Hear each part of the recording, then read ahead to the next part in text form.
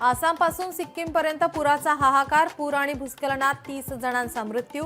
पश्चिम त्रिपुरा आणि खोवईसाठी red alert जारी.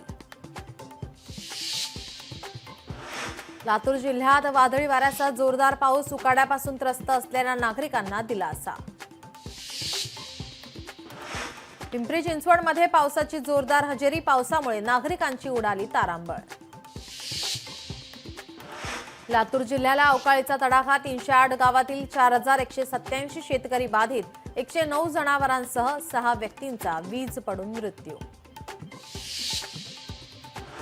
नागपूरमध्ये पतीने केली पत्नीची हत्या. घरगुती वादातून पत्नीची गळा दाबून हत्या. पोस्टमॉर्टम रिपोर्टमधून सत्य उघडकीस.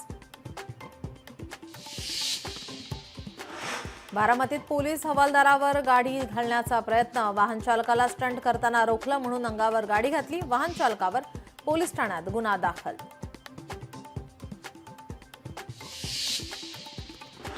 मीरा भाईंदरमध्ये 22 लाखांहून अधिक किमतीचे चरस जप्त. एनडीपीएस कायद्याअंतर्गत गुन्हा दाखल. पोलिसांकडून अधिक तपास सुरू.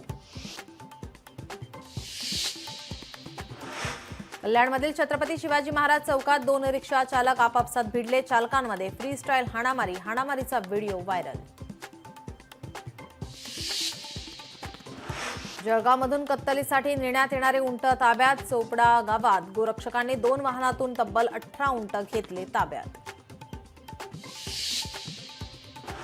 दापोली पिंपरी चिंचवड एसटी बसचा अपघात. बस घसरल्यामुळे अपघात घडल्याची माहिती. जखमींवर महाड ग्रामीण रुग्णालयात उपचार सुरू. लातूरच्या रेणापूरमध्ये 6 जणांच्या टोळक्याकडून विद्यार्थ्याला मारहाण. मारहाणीची घटना सीसीटीव्ही कॅमेऱ्यात कैद.